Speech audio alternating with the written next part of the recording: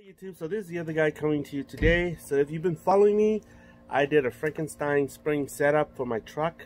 I borrowed a set of springs from another Tundra, and I Frankensteined them into my truck. And so now my truck sits higher and it has an increase in load capacity. So in doing so, I needed spring clamps. So I checked the internet and I found this set of spring clamps. Got it off of eBay, but it's made by ProComp. If you're interested in the link, I'll leave it below on the description. Just click on it and you should get it. But these are supposedly designed for springs. They clamp the springs in. This looks like it's pretty thin gauge metal. They look to be 14 gauge, 16 gauge. Okay, they're not thick. So this is that part, and this is that part. I bought a set of four of these.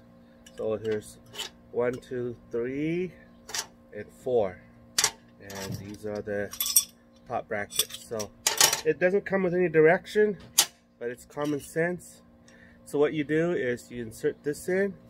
Well, this part right here is reserved for a rivet, right?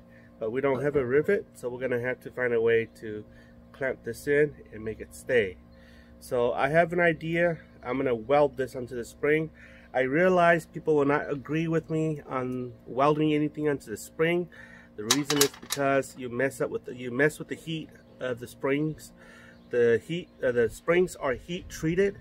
They're carbon steel springs, and so if you put heat onto it, you'll mess with the integrity of that spring, and it might break, or it might lose its sprunginess, if that's a word.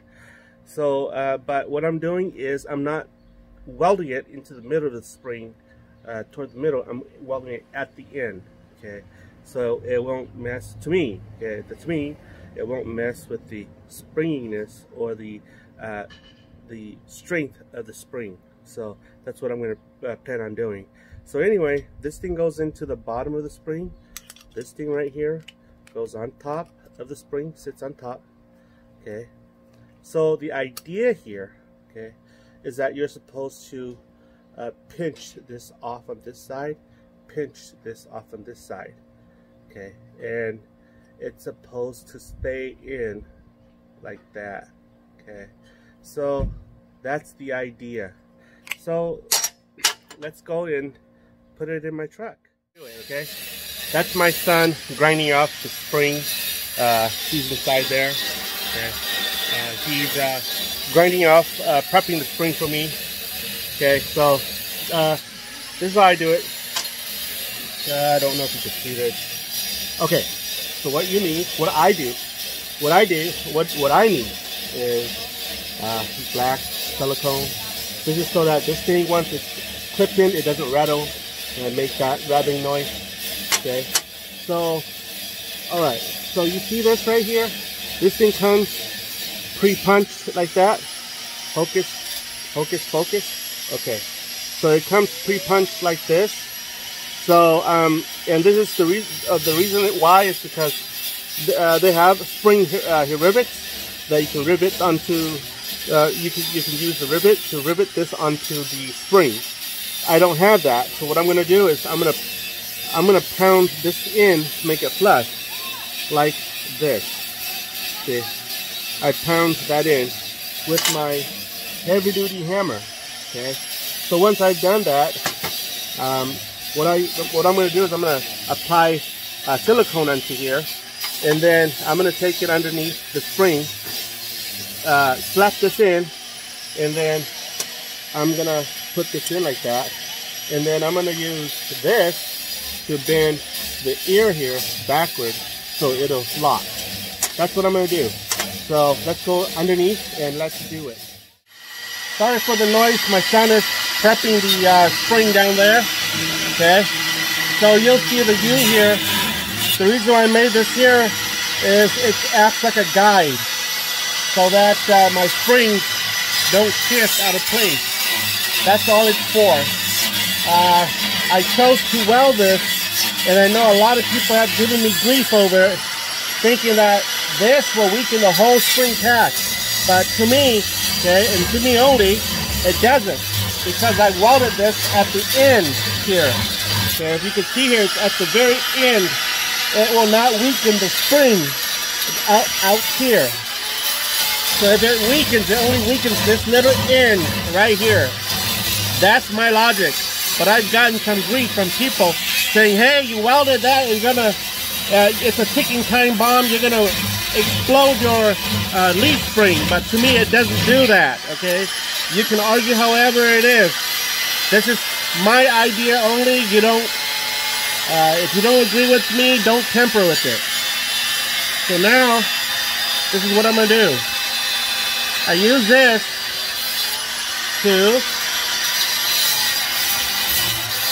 place this under here. There. Okay, see that?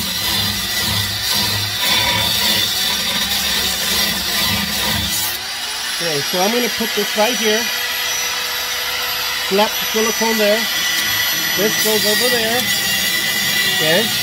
And then, as I said I would do, use this. Grab the air like this and pull. Okay?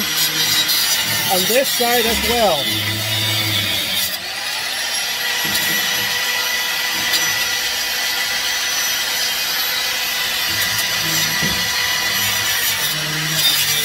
Okay. So you see there? It's on. So now what I'm going to do is I'm going to hit this with my hammer to make this thing fold all the way down.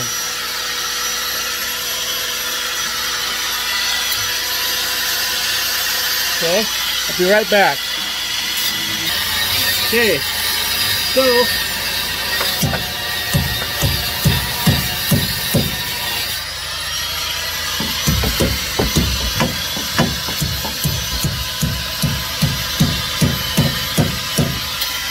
there. That's how you do it. That's how you do it this side. My sprinkler system just came on. That's how I do it on this side. And this side as well. So that's how you do it, guys. And my sprinkler system just came on. I'm going to get wet. So I'm going to get out of here. And we're going to concentrate on the rear. And I'll show you how to do the rear. It's the same concept. Okay. So I'll show you in a bit. My hands, don't take my whole fat body. Okay, so again, same procedure. Silicone onto this thing right here, and then this thing goes up to here. Okay. Then this thing clips here. Can you see it, son? Yep.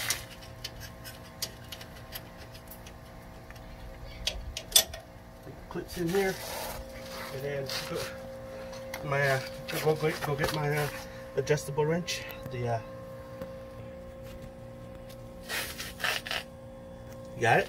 Mm-hmm. Okay, so easy peasy. This thing goes in right here, and bend this over like so. Same thing on the other side.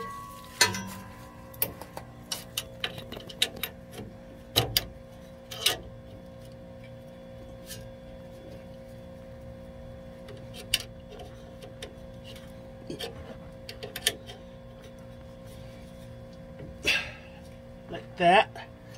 Okay. Then take your handy dandy special tool called a hammer and hammer the other side down. And that's that, like this. Okay. And this side as well. And we'll stop here. Okay guys, so it's done. So you can see how it looks like. That's how it looks like underneath here. Painted some. I welded little beads right here so that this thing doesn't slide off.